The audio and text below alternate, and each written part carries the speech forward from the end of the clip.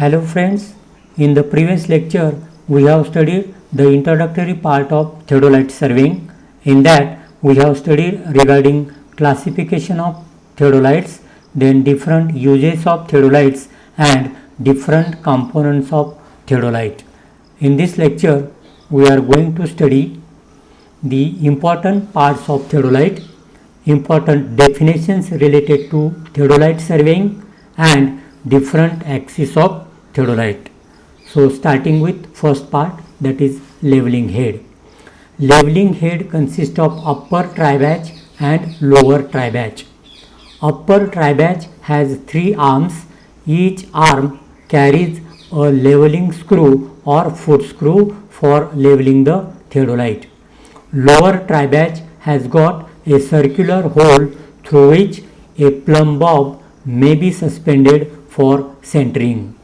3 distinct functions of leveling head are to support the main part of the instrument, to attach the theodolite to the tripod stand, and to provide a means for leveling the theodolite. So this is called as leveling head. This is upper tri-batch and this is the lower tri-batch, and in between two there are 3 foot screw, first foot screw, second foot screw, and to other side there is a third foot screw. So the main function of a leveling head is first one, to support the main parts of the instrument. So whatever this main part of instrument is there, it is supported by this leveling head. Second function is to level the instrument before taking the reading with theodolite, and third function is to provide attachment for theodolite. So at the bottom there are threads. So with the help of these threads, this total instrument can be attached to the tripod stand. So leveling head plays very important role as far as working of theodolite is concerned. The next one, lower plate, or it is also called as scale plate. Lower plate, which is attached to a outer spindle, carries horizontal graduated circle which is marked from 0 to 360 degree. Each degree is further divided into 20 minutes or 30 minutes. Scale plates can be clamped to any position by clamping screw and a corresponding slow motion screw or tangent screw.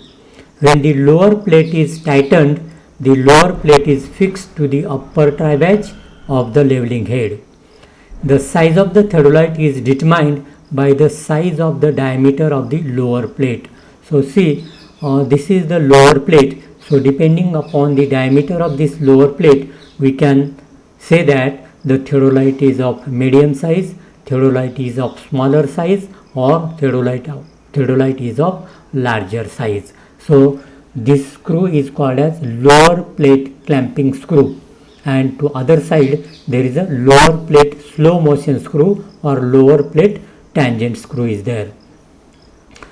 And on this plate there is a scale which is graduated from 0 to 360 degree. So there is importance to this plate as far as readings of theodolites are taken. Then next important part of theodolite is upper plate or vernier plate. Upper plate is attached to a inner spindle axis. 2 verniers are screwed to the upper plates. It carries an upper clamp screw and tangent screw. On clamping the upper clamp and unclamping the lower clamp, the instrument may be rotated on its outer spindle or outer axis without any relative motion between the 2 plates. So in this situation there is no any change in the reading of the theodolite. On the other hand, if lower clamp screw is tightened and upper clamp screw is unclamped, the instrument may be rotated about its inner spindle, or we can say inner axis, with a relative motion between the vernier and graduated scale of the lower plate. This property is utilized for measuring the horizontal or vertical angles. So upper plate is over here, and to this upper plate 2 verniers are attached, one vernier to this side and other vernier to the other side. So uh, depending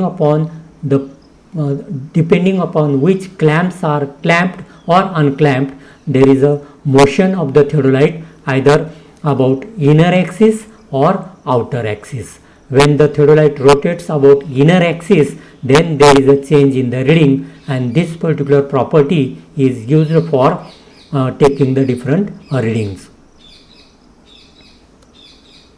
Next one, upper level, or it is also called as plate level.